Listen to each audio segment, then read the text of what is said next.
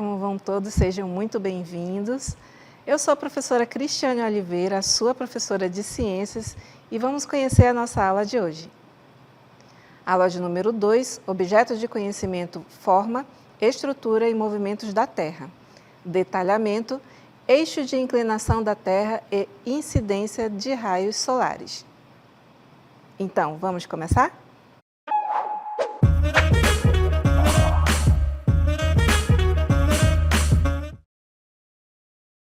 Convido vocês aí a começar uma verdadeira jornada pela Terra. Nós vamos conhecer o local onde moramos. Vamos começar aí para assistir a um VT.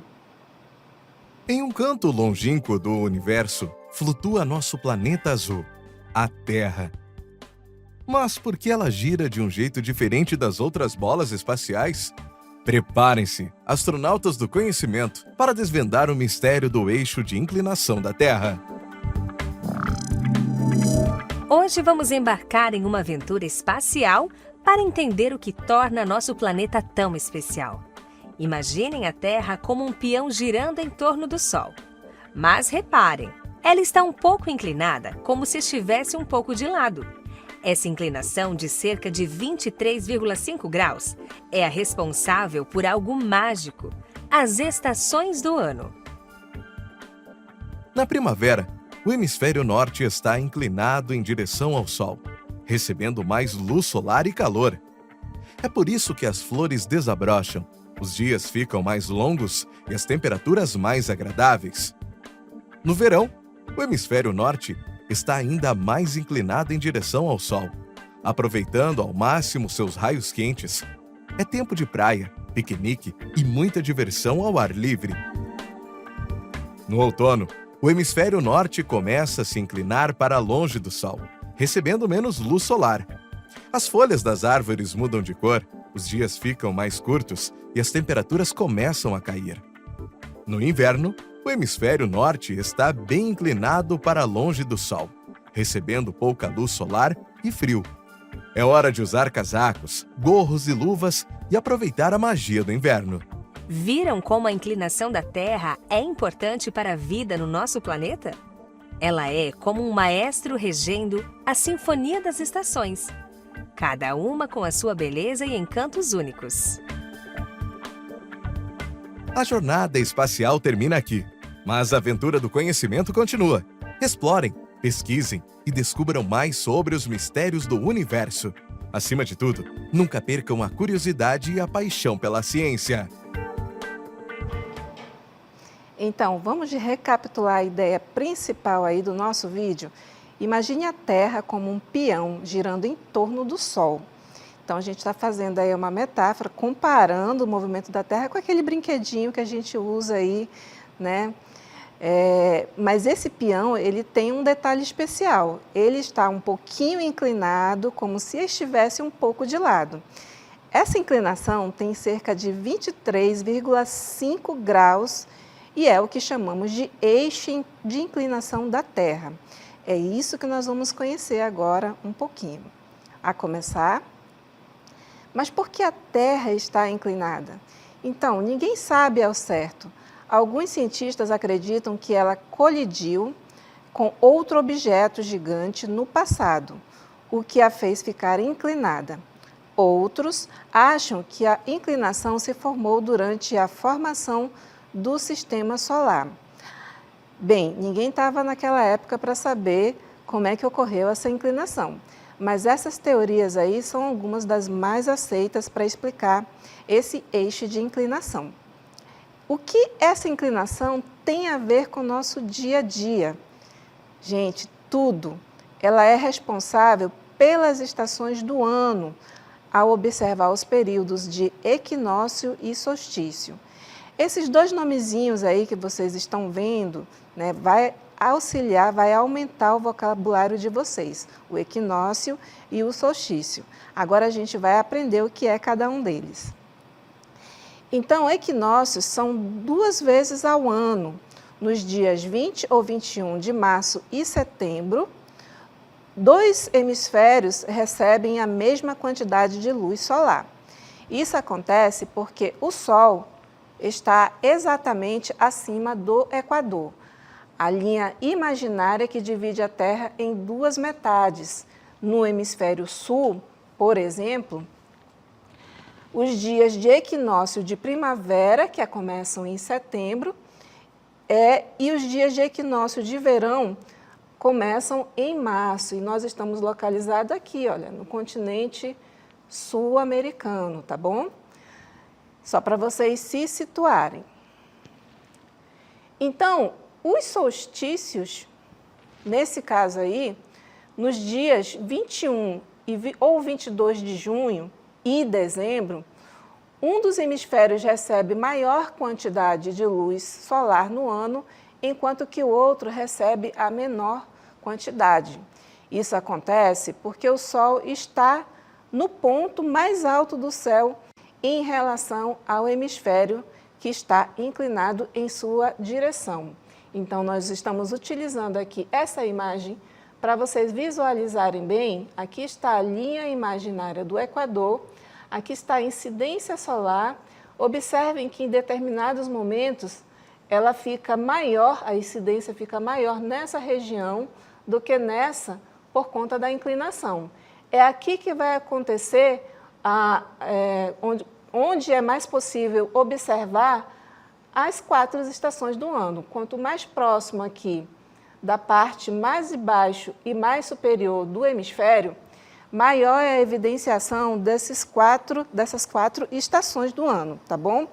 E aí nós temos os equinócios e os solstícios relacionados a esta inclinação. Agora vamos conhecer um pouquinho, já que nós estamos falando das estações, o que são essas estações do ano. Então, nós estamos aqui numa estação, né? Já estou dando aqui o spoiler para vocês, com bastante flores, com bastante cores. É uma estação muito importante para o ciclo reprodutivo de muitos vegetais, né? É também uma estação importantíssima para muitos animais que fazem um processo de polinização. Eles extraem aí o néctar também das flores e também fazem o processo, completam o processo do ciclo de reprodução dessas plantas. Eu estou falando da primavera, isso mesmo. Ela é também a estação da renascença. A vida volta a florescer nesse período, com cores vibrantes e aromas perfumados. Os dias mais longos e as noites são mais curtas. O Sol se aproxima do hemisfério norte, trazendo mais luz e calor, né, nessa região, onde nós temos aí temperaturas amenas. O frio do inverno se despede, dando lugar a temperaturas mais agradáveis. E essa estação na verdade, a natureza em festa, como vocês podem observar aí a vibração dessas cores. E essas cores, elas não são à toa, viu? Elas são uma estratégia evolutiva para atrair animais e atrair insetos também.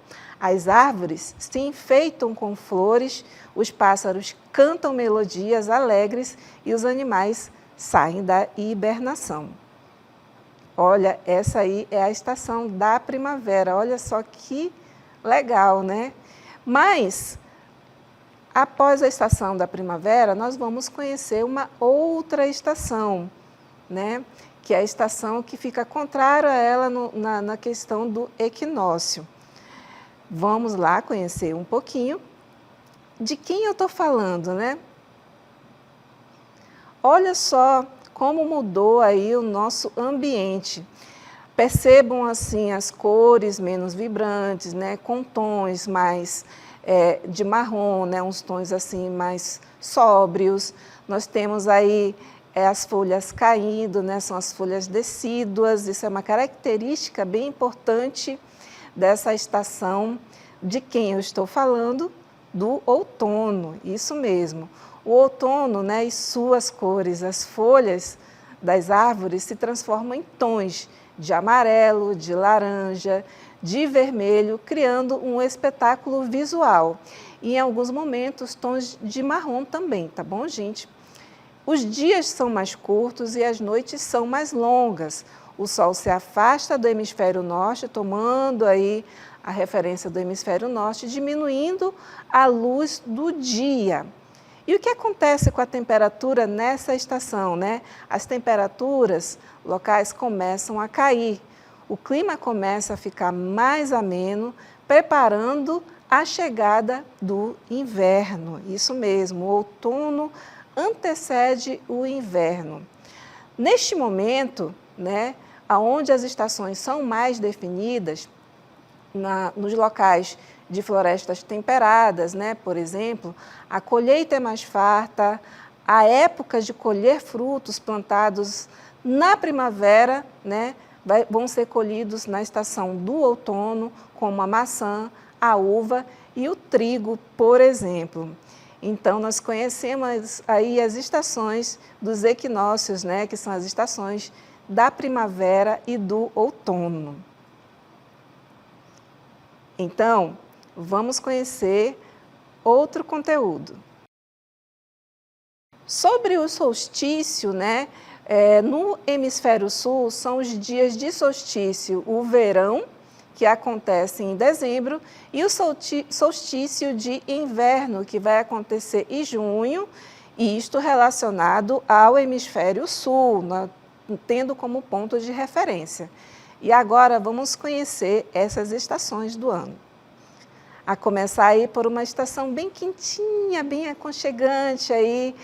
Nós estamos diante de quê? De um cenário de praia, de muito sol. Então, já estou dando spoiler para vocês de qual é essa estação.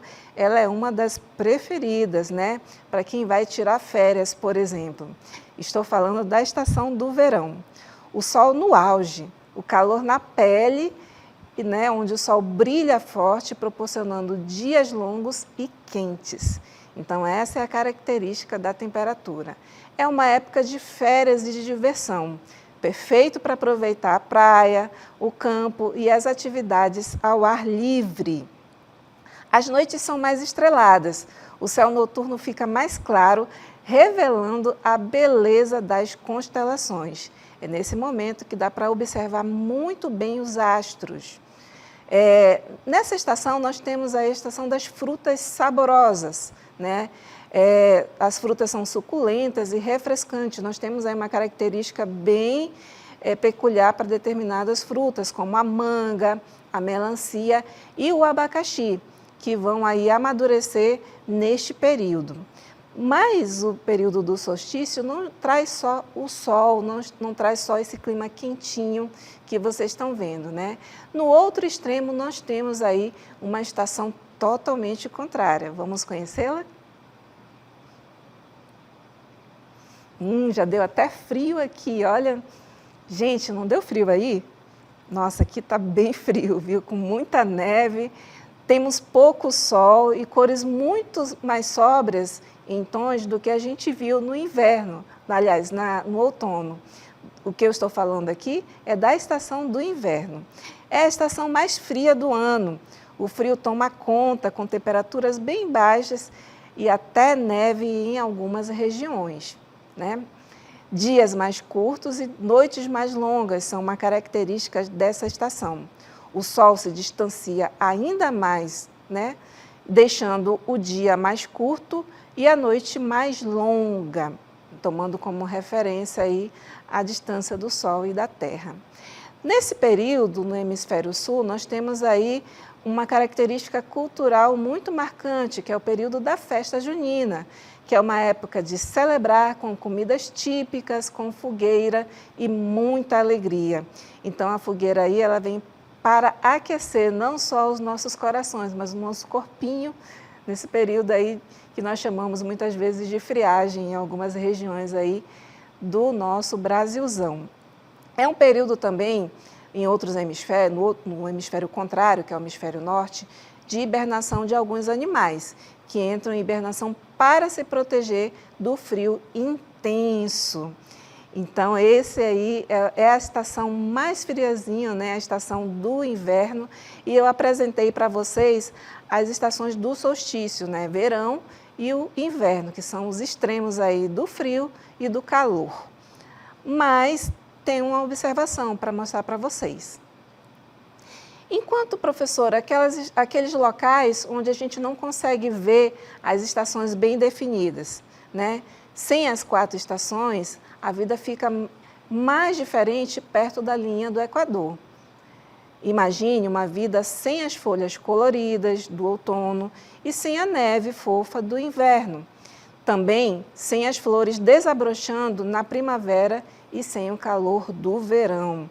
Sim, essas são as características para quem vive muito próximo da linha do Equador, né? As características, né, daquele local ali, onde o clima, né, vai ser diferente, a temperatura, a vegetação, inclusive até a cultura vai ser influenciada por conta desse local onde as estações não estão bem definidas, né? Os locais que ficam mais próximos da linha do Equador, né? Para quem vive próximo à linha do Equador, essa é a realidade.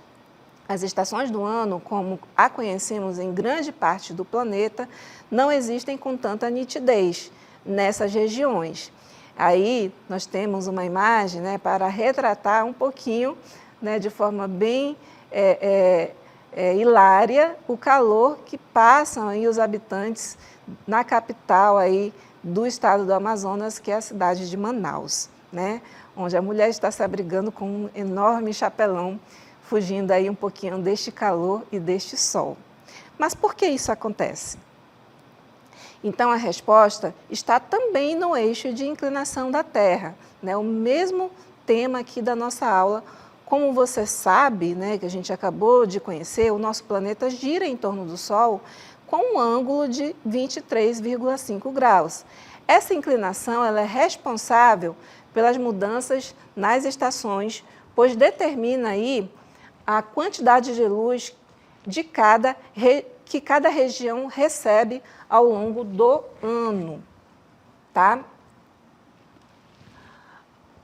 Então, no Equador, a história é diferente. O Sol está quase sempre no zênite, ou seja, no ponto mais alto do céu.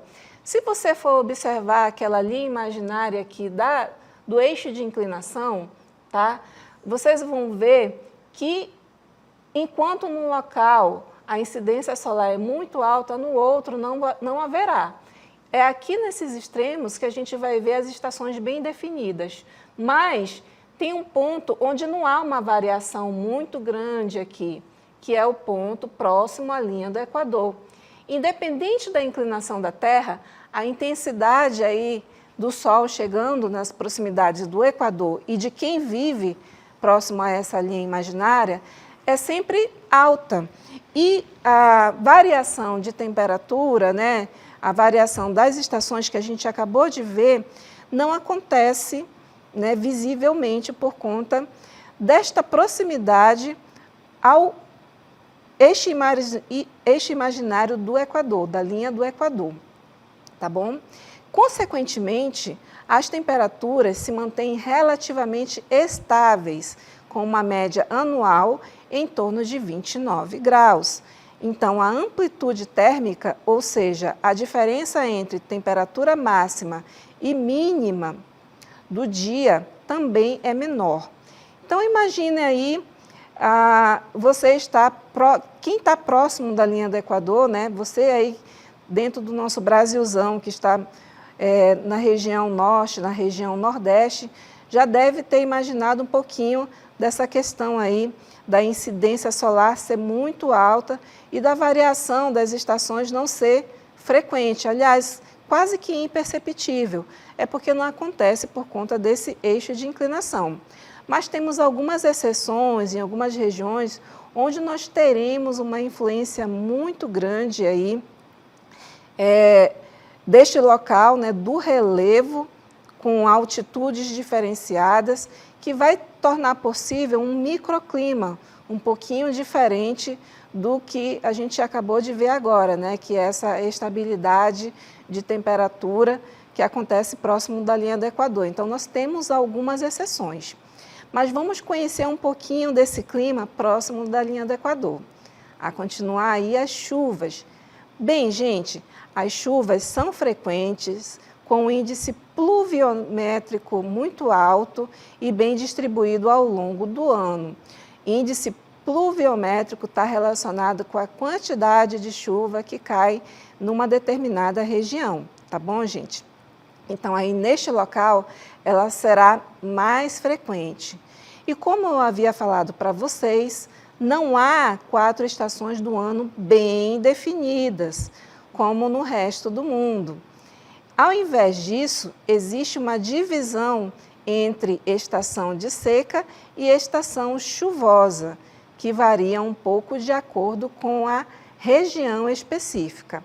E tomando aí como exemplo de quem fica muito próximo aí, da linha do Equador, na região norte do nosso país, nós temos aí 2 momentos muito interessantes durante o ano, né?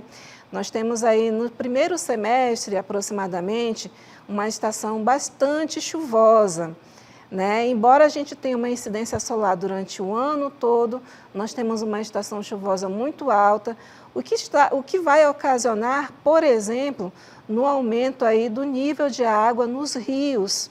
Né? Quem mora aí próximo da bacia amazônica, por exemplo, pode observar esta sazonalidade, onde nos primeiros meses do ano, né, acontece aí uma grande pluviosidade, ou seja, grande incidência de chuva, aumentando aí o nível dos rios.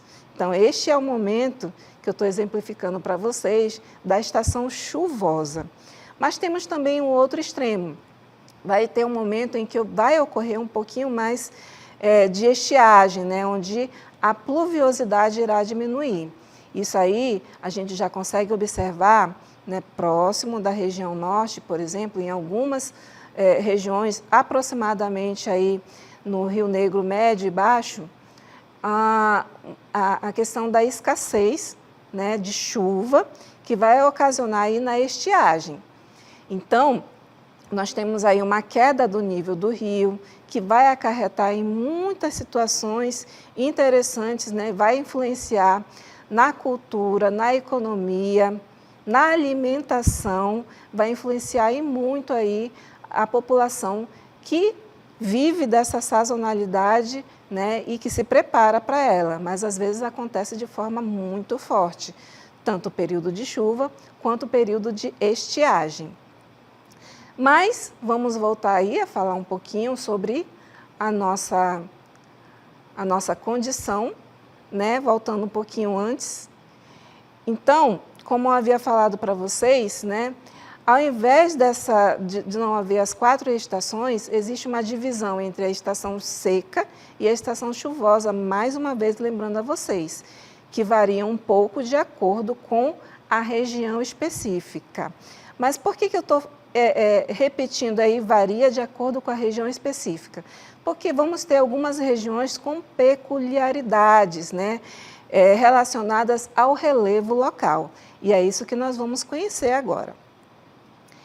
Então, como eu falei para vocês, independente de estar próximo da linha do Equador, o relevo ele vai atuar formando microclimas bem diferentes do que eu acabei de falar para vocês, né? Onde a incidência solar é alta o tempo todo, nós temos a estação chuvosa, a estação de estiagem, porém, em locais de alta altitude, como as montanhas da Cordilheira dos Andes, por exemplo, neste local, a ocorrência da formação de microclimas, né?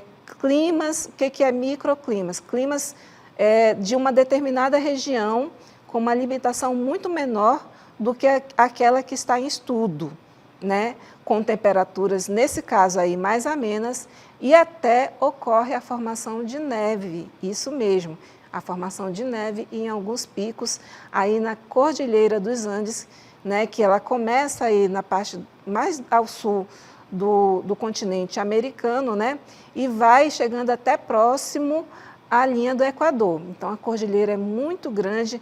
Onde ela fica próxima à linha do Equador, vai ocorrer também a formação desses microclimas, onde a temperatura vai estar amena, mais fria, por acaso, e nos picos mais altos haverá a formação de neve.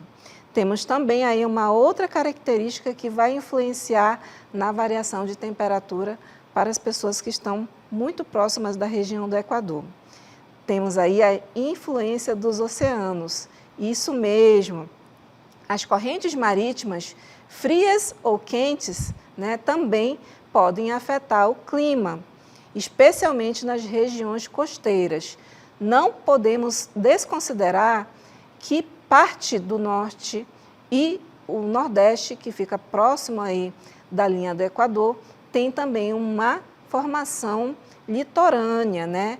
Está fazendo uma formação limite de terra com mar. Nesse caso aí, a influência das correntes marítimas vão fazer com que as temperaturas tenham uma variação, né, naquele local, dependendo da região onde está, e aí nós vamos ter temperaturas mais amenas também. Temos também uma outra influência, que são os padrões climáticos globais relacionados diretamente a este local, né? Que são os padrões que nós conhecemos como eventos do El Niño e o evento da Laninha, que podem trazer alterações temporárias no clima, causando secas e também causando inundações.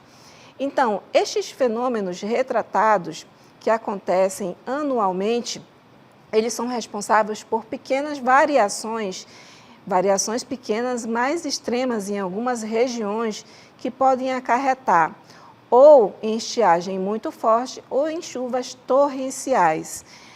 Então, quando isso acontece, né, nós temos aí alguns fenômenos que vão influenciar diretamente na comunidade local, né, onde tem, por exemplo, enxurradas muito fortes, muitos locais podem ficar alagados, né? E a comunidade local, que já sabe da influência destes fenômenos, deve estar preparada com a sua gestão pública para isso. Mas quando não acontece, né, acontecem as situações que nós chamamos de calamidades relacionadas a estes fenômenos, quando eles vêm com muita força. Né, lembrando aí para vocês, né, os fenômenos do El Niño e do Laninha. Enquanto que um extremo nos traz aí inundações, o outro extremo nos traz períodos de estiagem muito grande, que vai acarretar do contrário que acontece com o outro evento, né? Vai acarretar aí numa baixa precipitação e locais muito secos. Então, a gente está falando de eventos bem extremos que esse também da estiagem pode trazer eventos de calamidades, né? Lembrando aí que relacionado à sazonalidade que acontece aí no nosso estado, nós temos aí eventos de estiagem que conseguem isolar populações ribeirinhas que dependem aí do seu funcionamento, né, da sua alimentação, da sua economia, que está todo relacionado aos caminhos, né, as vias deles, que são os rios. E quando os rios secam, as populações ficam aí mais isoladas, né, sofrendo bastante com essa situação da estiagem. Então, esse foi o nosso assunto, falando sobre inclinação da Terra e toda a consequência que acontece, né, relacionado ao ser humano. Espero que vocês tenham gostado da nossa aula e até a próxima.